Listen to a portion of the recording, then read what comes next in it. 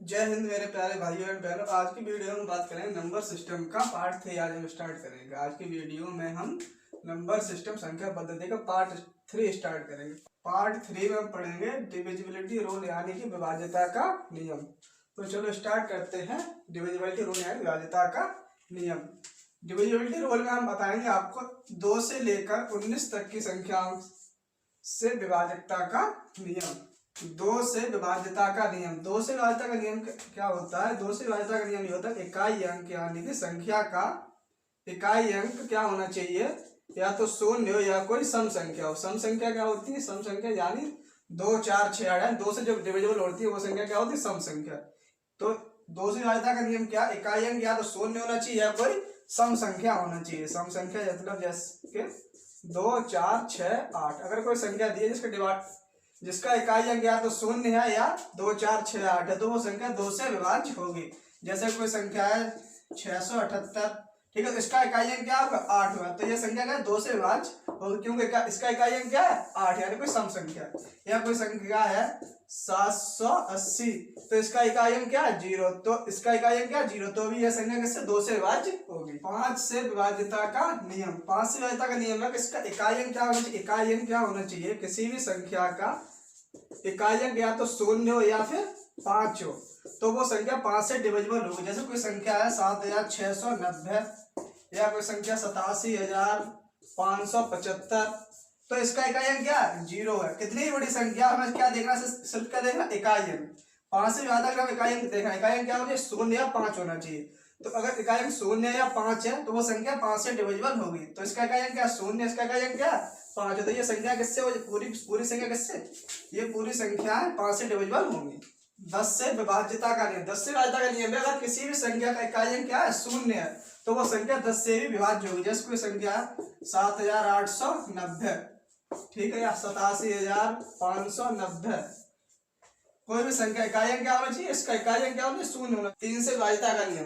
3 से विभाज्यता का नियम क्या है? उसके अंकों का योग, संख्या के अंकों का योग अगर 3 से विभाजित हो जा रहा तो वो संख्या क्या होगी? 3 से विभाजित। जैसे कोई संख्या 6354, तो इसके अंकों का योग कितना हुआ? जो अंक जोड़ दो, इसके अंकों का योग कितना हुआ? 18। अब 18 में देखो 3 से ये 3 से विभाजित हो रही है, हाँ 6 बार विभाजित, ये 3 से विभाजित हो गई। तो ये संख्या पूरी, ये संख्या जो 6354, ये भी 3 से विभाजित होगी। 9 से विभाज्यता का नियम। 9 से विभाज्यता का नियम भी वही है जो 3 से विभाज्यता का नियम, यानी अंकों का योग 9 से डिविजिबल होना चाहिए, तो वो संख्या क्या होगी? 9 से विभाजित हो जाएगी।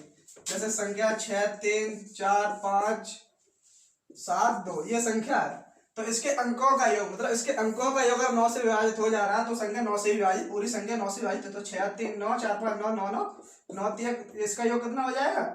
इसका योग कितना हो जाएगा? 27। तो 27 9 से विभाजित है या नहीं है? 9 से विभाजित, देखो 9, 3, 27, यह संख्या 9 से विभाजित हो रही है। तो ये पूरी संख्या जो है 63, 45, 72, ये संख्या भी 9 से विभाजित होगी। 4 से विभाज्यता का 4 से विभाज्यता का नियम ये है कि संख्या के इकाई और दहाई मतलब दो लास्ट के 2 डिजिट अगर उसके 4 से विभाजित, तो पूरी संख्या भी 4 से विभाजित होगी। लास्ट के 2 डिजिट मतलब इकाई और दहाई के। जैसे कोई संख्या है 47, 32, तो हमें क्या करना है? इसके सिर्फ हमें पूरी संख्या भाग नहीं देना, सिर्फ लास्ट वाले 2 संख्या हमें इसका भाग देखो 4 का, तो 4 का भाग देंगे संख्या 4 × 32।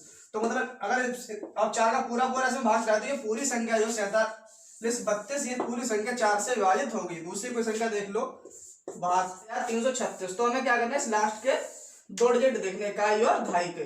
तो 36 में 4 का भाग देंगे तो 4 × 36, तो अगर ये तो 4 से विभाजित होगी, तो ये पूरी संख्या जो है 72 या 336 किससे? 4 से विभाजित होगी। 8 से विभाजित 4 में हमने क्या देखा था? लास्ट के 2 डिजिट। तो इसमें क्या लास्ट के 2 डिजिट ना देखते हुए इसमें क्या करेंगे? लास्ट के कितने डिजिट देखेंगे? लास्ट के 3 डिजिट देखेंगे। इसमें 3 डिजिट मतलब इकाई, दहाई और सैकड़ा के संख्या में लास्ट के कितने? 3 डिजिट देखेंगे। लास्ट के 3 डिजिट में अगर 8 का पूरा भाग चला जा रहा है तो वो संख्या 8 से ही विभाजित होगी।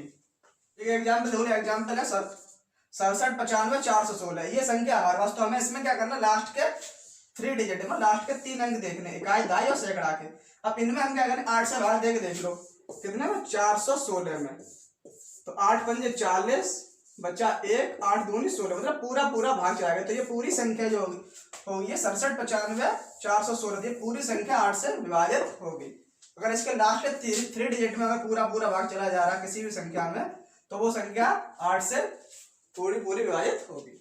16 से विभाजिता का नियम क्या है? 16 से विभाजिता का नियम क्या है? लास्ट के, जैसे हमने 8 में क्या देखा था, लास्ट के 3 डिजिट देखे थे, इसमें क्या है, लास्ट 16 से विभाजिता में क्या करेंगे, लास्ट के 4 डिजिट देखे, मतलब इकाई, दहाई, सैकड़ा, हजार तक के। तो जैसे हमारे पास एक एग्जाम्पल है 95, 33, 76, ये संख्या है, ठीक है। इस संख्या में क्या है, लास्ट के 4 डिजिट दिए, 1, 2, 3, 4, मतलब इकाई, दहाई, सैकड़ा, हजार तक के। तो लास्ट 4 डिजिट कितने हुए? 33, 76। अब 33, 76 में 16 से भाग देकर देखना, अगर पूरा पूरा भाग चला जाएगा तो ये संख्या, पूरी संख्या क्या होगी, 16 से विभाजित होगी। तो 33, 76 में भाग दे लो, 33, 76 में 16 का भाग देख लो, 16 दूनी 32 और 16 एकम 16, फिर एक शेष बचा 16 एकम 16। तो ये संख्या में पूरा पूरा भाग चला गया, तो ये पूरी संख्या 16 से विभाजित होगी। 95, 33, 76। 11 से विभाजिता का नियम क्या है? विषम स्थानों के अंकों का योग, विषम स्थानों के अंकों का योग माइनस सम स्थानों के अंकों का योग, या तो 0 आ जाए या डिविजिबल बाई 11 होगा, 11 से विभाज्य हो, ऐसी संख्या है। तो वो संख्या क्या हो? 11 से विभाज्य। एक एग्जाम्पल ले लो, ये संख्या 28, 25, 89। अब इस संख्या में हमें इस चेक करना है कि ये 11 से विभाज्य है या नहीं है। तो इसके विषम स्थानों को, मतलब इधर से गिनेंगे 1, 2, 3, 4, 5, 6। तो विषम स्थान कौन कौन से? 1, 3, 5, और सम कौन से? 2, 4, 8। तो विषम स्थानों के अंकों का, विषम स्थान कौन कौन से अंक है? 9, 5 और 8, ठीक। प्लस कर दो माइनस सम स्थानों के 7, 2 और 2, ये क्या है, सम स्थानों पे है, तो इनका योग कर दो 7 धन 2 धन 2। तो ये कितने? 9, 5, 14 और 8, 22 माइनस 7, 2, 9, 2, 11। तो 22 में से 11 कितने में से 11। तो 11 ये जो संख्या है 11 से डिविजिबल है या नहीं है? 11 से डिविजिबल है या नहीं? 11 एकम 11 से डिविजिबल है। तो मतलब ये पूरी संख्या जो 28, 25, 89 ये क्या होगी? 11 से विभाज्य होगी। 7 से विभाज्यता का नियम, 7 से विभाज्यता का नियम क्या? इंटू 2 माइनस, और या तो इंटू 2 और माइनस करो, या इंटू 5 प्लस करो। मान लो संख्या है 4123। अब हमें ये चेक करना है ये 7 से विभाज्य है या नहीं है। तो एक ये 2 नियम है, इनमें से कोई सा भी लगाओ तो हमारा संख्या चेक हो जाएगी कि 7 से विभाज्य। प्लस लगा तो हम दोनों से चेक करेंगे, ठीक है। पहले हम किससे चेक करें? इंटू 2 और माइनस से। तो हमें क्या करना है, इस संख्या इकाई अंक में, इकाई अंक इसका क्या है? ये लास्ट वाला 3। इकाई अंक क्या करेंगे? 2 से गुणा करेंगे, फिर क्या करेंगे? उस माइनस करेंगे, तो इंटू 2। 3 में 2 का गुणा कितना होगा? 6। तो जिसमें इकाई अंक में हम गुणा करेंगे उसको छोड़ते हुए चलेंगे, इसको छोड़ दो, जिसका ये गुणनफल जो आएगा उसको उससे आगे वाली संख्या के नीचे लिख देंगे, ठीक है। 3 दूनी 6, तो 6 को यहाँ लिख दो, उसके बाद क्या कर दो? माइनस। इंटू 2 और माइनस का मतलब क्या हुआ? लास्ट वाला 2 गुणा करके उसको छोड़ते हुए अगली संख्या में उसका गुणनफल लिख के घटा दो, ठीक है। तो 12 में से 6 कितने बचे? 6 बचे, और यहाँ कितना बचे? 4, 406 बचे ये। अब फिर इसमें फिर दोबारा क्या करना? फिर करना वही बात, वही काम हमें दोबारा फिर करना है। इंटू 2 कर दो, तो 6 दूनी 12, इसको फिर छोड़ दो, 12 को कहाँ लिख दो? इधर लिख दो, इसको छोड़ते हुए, ठीक है। तो यहाँ कितना बचा? 28। तो 28 7 से विभाज्य है या नहीं? 7 चौक 28 क्या? 7 से विभाज्य। तो ये 7 से विभाज्य, तो ये पूरी संख्या जो है 41, 23, ये भी संख्या क्या? 7 से विभाज्य हुई है। तो ये पूरी संख्या जो 41, 23 है, ये भी 7 से विभाज्य है। 13 से विभाज्यता का नियम, 13 से विभाज्यता का नियम क्या? इंटू 4 और प्लस, जैसे हमने 7 का किया था उसी प्रकार इसमें क्या करना है? इंटू 4 और प्लस। तो हमारे पास एक संख्या 47,892। अब हमें ये चेक करनी है कि ये 13 से विभाज्य है या नहीं है। तो हमें क्या करना पड़ेगा? सबसे पहले इंटू 4 और प्लस। तो इकाई अंक में, लास्ट वाले अंक में, लास्ट में 4 से क्या करेंगे? गुणा करेंगे, 4 दूनी 8, और उसको छोड़ते हुए अगले दाई की तरफ बढ़ते आएंगे, ठीक है। तो इसका जो गुणनफल आएगा वो दाई वाले में लिख लेंगे, दाई के नीचे लिखेंगे। 4 दूनी 8, और क्या करेंगे? जोड़ देंगे। तो 8 और 8 16, 8 और 9 कितने हो गए? 8 और 9 17, और 8 और 1 9 हासिल का 7 और 4, ठीक। फिर क्या करें? फिर हम 4 से फिर गुणा कर देंगे, 4 7 कितने हो गए? 28। 28 को कहाँ लिखेंगे? यहाँ लिख लेंगे। फिर 17, 7 2 9 और 1 10, 507। फिर क्या करें? फिर 4 से हम गुणा करेंगे, 4 7 28, और फिर क्या करते हैं? जोड़ देंगे, तो 8 और 5 और 2 7। अब 13 का पाड़ा, 13 के पाड़े में 78, 13 6 78। तो ये 7 से क्या हो, 13 से क्या हो जाएगी? डिविजिबल हो जाएगी, 13 6 78। तो ये पूरी जो संख्या 47,892 क्या है 13 से विभाजित है। 17 से विभाजित का नियम क्या इंटू 5 और माइनस, जैसे हमने 7 और 13 के किए थे उसी प्रकार इसका क्या इसमें क्या इसका गुणा करना इंटू 5, उसके बाद क्या करना माइनस का। तो हमें हमारे पास एक संख्या है 6528, तो हमें चेक करना है ये 17 से विभाजित है या नहीं है।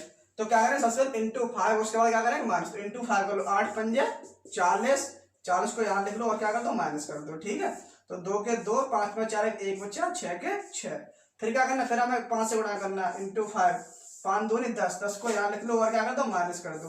तो ये कितने बचे 51, 51 17 के पढ़ने में आते हैं, 17 थी 51, तो ये संख्या क्या होगी 17 से डिविजिबल होगी। कौन संख्या 6528।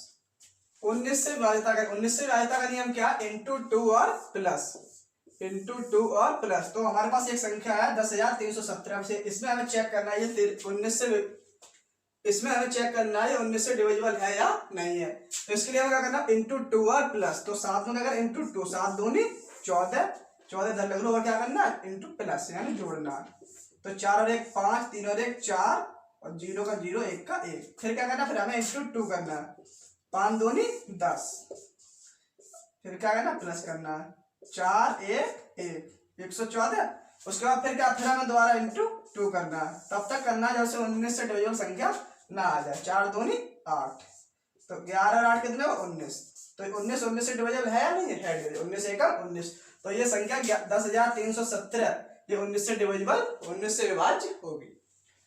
6 12 14 15 18 21 22 24 इस प्रकार की संख्याओं का डिविजिबिलिटी रूल निकालने के लिए हमें यह बात जाननी बहुत जरूरी है। यदि कोई दी गई संख्या दो सहअभाज्य संख्या ए और बी में से प्रत्येक से पूर्णतः विभक्त हो तो वह संख्या ए बी से भी विभक्त होगी। अब जैसे हमें 6 का डिविजिबिलिटी रूल निकालना है तो इसके फैक्टर कर लो। फैक्टर कैसे होने चाहिए, जो फैक्टर आए वो क्या होंगे, दो सहअभाज्य संख्या होनी चाहिए। तो जो दो सहअभाज्य संख्याओं से विभाजित होगी संख्या, वो संख्या उनके गुणनफल से यानी ए बी से भी विभाजित होगी। जैसे 6 के क्या करने 2 और 3, 2 3 6। तो अगर ये कोई संख्या 2 और 3 से विभाजित है अलग अलग, तो इसके गुणनफल यानी 6 से भी विभाजित होगी। और 2 और 3 क्या सहअभाज्य संख्या, इनका मासा कितना होगा 1 होगा। सहअभाज्य संख्या क्या होती है, इनका मासा 1 हो। तो 6 का डिविजिबिलिटी रूल क्या हो गया, वे संख्या जो 2 और 3 से विभाजित है वो संख्या 6 से भी विभाजित होंगी। ऐसे 12 का क्या हो जाएगा 3 और 4, 3 4 12। तो दोनों सहअभाज्य संख्याएं भी है, जो संख्या 3 और 4 से विभाजित होंगी वो 12 से भी विभाजित होंगी। 14 का क्या 2 और 7, 2 7 14। जो संख्या 2 और 7 से विभाजित होगी वो 14 से भी विभाजित होंगी। 15 का क्या 3 और 5, 5 15। और दोनों क्या है सहअभाज्य संख्या, यानी जो संख्या 3 और 5 से विभाजित होगी वो संख्या 15 से भी विभाजित होंगी। 18 का क्या है 2 18, 2 और 9। तो जो संख्या 2 और 9 से विभाजित होंगी वो संख्या 18 से भी विभाजित होंगी। 21 का क्या 3 7 21 यानी 3 और 7। तो जो संख्या 3 और 7 से विभाजित होंगी वो संख्या 21 से भी विभाजित होंगी। 11 का क्या 11 22 का क्या है 22 की फैक्टर क्या है 11 और 2, तो 11 दूनी 22। तो जो संख्या 11 और 2 से विभाजित होंगी वो संख्या 22 से भी विभाजित होगी। 24 का क्या है 3 और 8, 3 8 24। तो जो संख्या 3 और 8 से विभाजित होंगी वो संख्या 24 से भी विभाजित होंगी।